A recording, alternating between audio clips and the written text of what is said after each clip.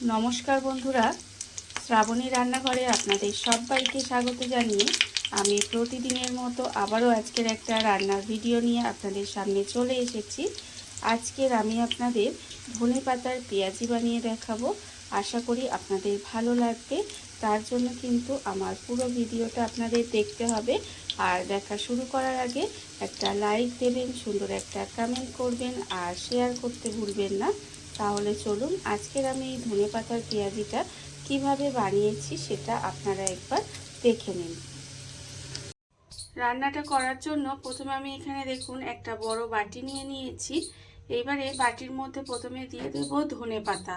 এখানে কিন্তু বেশ অনেকটা পরিমাণে ধনেপাতা নিতে হবে। যেহেতু ধনেপাতার পেঁয়াজি, তাই ধনেপাতার পরিমাণটা কিন্তু একটু বেশি দিতে হবে। দেখুন এখানে ধনেপাতাগুলো আমি ভালো করে একটু কুচি করে নিয়েছি, কুচি করে ধুয়ে পরিষ্কার করে তারপরে ছোট ছোট করে কুচি করে নিয়েছি। এইবারে আমি এর মধ্যে দিয়ে দেব পেঁয়াজ কুচি। যেহেতু ধনেপাতার পেঁয়াজি, তাই পেঁয়াজটাও কিন্তু একটু বেশি দিতে হবে। দেখুন পেঁয়াজটাও কিন্তু এইভাবে একটু ছোট ছোট করে কুচি করে নিয়েছি। এইবার আমি এর মধ্যে দিয়ে দেব কাঁচা লঙ্কা কুচি। এখানে কিন্তু আমি দুটো কাঁচা লঙ্কা একদম ছোট ছোট করে কুচি করে রেখেছি, সেই কাঁচা লঙ্কাটাও এর মধ্যে দিয়ে দিলাম। দিয়ে এবার হাত দিয়ে প্রথমে খুব ভালোভাবে একটু মেখে নেব। এই যে পেঁয়াজগুলোকে, এগুলোকে এইভাবে হাত দিয়ে মাখলে দেখবেন ছেড়ে যাবে। সেই পর্যন্ত কিন্তু খুব ভালো করে মেখে নিতে হবে। আর আমি প্রতিদিনের মতো আপনাদের একটা কথাই বলবো, প্লিজ আমার ভিডিওটা আপনারা টেনে টেনে দেখবেন না, পুরো ভিডিওটা দেখুন। আশা করি আপনাদের ভালো লাগবে। দেখুন আমি কিন্তু এইভাবে সব কিছু হাত দিয়ে খুব ভালোভাবে মেখে নিচ্ছি। আর এটা কিন্তু অবশ্যই একটু মেখে নিতে হবে। দেখুন এইভাবে কিন্তু আমি একটু সময় হাত দিয়ে দিয়ে মেখে নেব। হাত দিয়ে আমার এখানে মাখা হয়ে গেছে। এইবার আমি এর মধ্যে দিয়ে দেব বেসন। এখানে কিন্তু আমি ছোট বাটির 1 বাটি পরিমাণে বেসন দিয়ে দিলাম।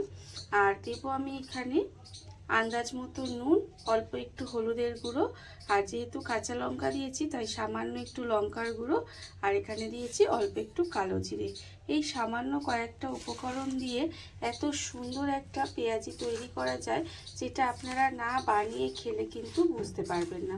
দেখুন এবার সমস্ত কিছু দিয়ে এইভাবে একটু মেখে নিতে হবে। খুব ভালোভাবে কিন্তু এটা একটু মেখে নেব। আর এই সময় আমি এর মধ্যে দিয়ে দেব জল। এখানে কিন্তু অল্প অল্প করে জল দিতে হবে আর হাত দিয়ে একটু মেখে নিতে হবে। আমার চ্যানেলের নতুন বন্ধু, পুরনো বন্ধু সবাইকেই বলছি আমার তরফ থেকে অনেক অনেক ভালোবাসা। আর নতুন বন্ধুদের বলবো, যদি আমার চ্যানেলটা সাবস্ক্রাইব করেন তাহলে পাশে থাকা বেল বাটনটা অবশ্যই প্রেস করে দেবেন, যাতে আমি যখনই কোনো নিত্য নতুন ভিডিও আপলোড করব সবার প্রথমে আপনাদের কাছে নোটিফিকেশান চলে যাবে এবং আপনারা আপনাদের সময় মতো সেটা দেখে নিতে পারবেন। আর পুরনো বন্ধুদের বলবো, আপনারা আমার এই পাশে থাকার জন্য, আমাকে এগিয়ে যেতে সাহায্য করার জন্য আপনাদের অসংখ্য অসংখ্য ধন্যবাদ জানাই। আর দেখুন এইভাবে অল্প অল্প জল দিয়ে এটা কিন্তু একটু ভালো করে মেখে নিতে হবে। অল্প অল্প জল দিয়ে আমি কিন্তু এটা মেখে নিয়েছি আর মাখা আমার এখানে হয়ে গেছে। এইবারে অন্যদিকে দেখুন গ্যাসটা অন করে একটা ফ্রাই প্যান বসিয়ে দিয়েছি। এইবারে আমি এর মধ্যে দিয়ে দেব সাদা তেল। এখানে কিন্তু আমি এটা ভাজবো, ভাজার জন্য বেশ কিছুটা সাদা তেল কিন্তু এখানে দিয়ে দেব। সাদা তেল আমি এখানে দিয়ে দিয়েছি। দিয়ে তেলটাকে প্রথমে একটু গরম করে নিতে হবে। তেলটা কিন্তু প্রথমে খুব ভালোভাবে একটু গরম করে নেব। তেলটা আমার এখানে গরম হয়ে গেছে। আর অন্যদিকে দেখুন যেটা আমি মেখে রেখেছিলাম তার থেকে কিন্তু এইভাবে অল্প অল্প করে নেব। নিয়ে যেভাবে আমরা পেঁয়াজির শেপ দিই সেইভাবে কিন্তু এইভাবে পেঁয়াজির একটু শেপ দিয়ে দিতে হবে। দিয়ে আমি কিন্তু এটাকে ভাজবো।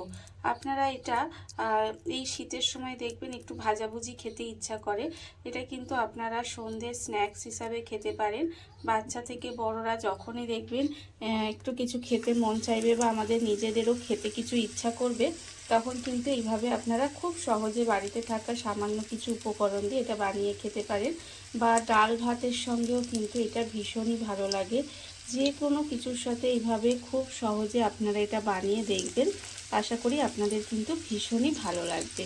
দেখুন এইভাবে কিন্তু আমি ছোট ছোট করে একটু পেঁয়াজিগুলোকে বানিয়ে নিচ্ছি। আপনারা চাইলে বড় করে বা আপনাদের ইচ্ছা মতো করে এটা বানিয়ে নিতে পারেন। আমি এইভাবে অল্প অল্প করে দিয়ে ছোট ছোট করে এইভাবে পেঁয়াজিগুলো বানিয়ে নিচ্ছি। দেখুন ভীষণই সহজ আর খুব সহজে বানানো যায়, খুব কম উপকরণ দিয়ে খেতে কিন্তু অসম্ভব সুন্দর লাগে।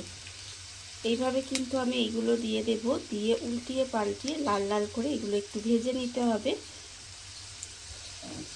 আর এই সময় কিন্তু গ্যাসটা একেবারে জোরে দেবেন না, একদম গ্যাসটাকে লোতে দিয়ে দেবেন। লোতে দিয়ে আস্তে আস্তে কিন্তু এগুলো ভেজে নিতে হবে। পেঁয়াজিগুলো আমার এখানে লাল করে ভাজা হয়ে গেছে। আমি উল্টিয়ে পাল্টিয়ে একটু লাল লাল করে পেঁয়াজিগুলো ভেজে নিয়েছি। আর এর থেকে কিন্তু বেশি আর লাল করব না, আমার ভাজা হয়ে গেছে। এইবার এগুলোকে আলাদা করে তুলে রেখে দেব। পেঁয়াজিগুলো কিন্তু আলাদা করে তুলে রেখে দিতে হবে। পেঁয়াজিগুলো আমি এখানে তুলে রেখে দিয়েছি। আর আবারও কিন্তু ওই তেলের মধ্যে অল্প অল্প এইভাবে ঠিক পেঁয়াজির মতো অল্প অল্প মাখাটা নেব, নিয়ে এইভাবে পেঁয়াজির মতো শেপ দিয়ে আমি কিন্তু তেলের মধ্যে দিয়ে দেব। এইভাবেই কিন্তু সমস্ত ধনেপাতার পেঁয়াজিগুলো বানিয়ে নিতে হবে। আর এইভাবেই কিন্তু আমি সমস্ত ধনেপাতার পেঁয়াজিগুলো বানিয়ে নেব। দেখুন বন্ধুরা, বাড়িতে থাকা কত অল্প উপকরণে কত অল্প সময় কত সুন্দর একটা ধনেপাতার পেঁয়াজি তৈরি হয়ে গেছে, আপনারা দেখতেই পেলেন। আর এটা কিন্তু খেতে অসম্ভব সুন্দর হয়। এইভাবে আপনারাও একদিন হলেও বাড়িতে বানিয়ে দেখতে পারেন। আর এই ভিডিওটা যদি আপনাদের ভালো লেগে থাকে, আপনারা যদি ইউটিউব থেকে দেখে থাকেন, চ্যানেলটি সাবস্ক্রাইব করে নেওয়ার অনুরোধ রইল। তাহলে চলুন ভিডিওটা আমি এখানেই শেষ করছি। আপনারা সবাই ভালো থাকবেন, সুস্থ থাকবেন। আবারও হাজির হব নতুন কোনো রান্না নিয়ে।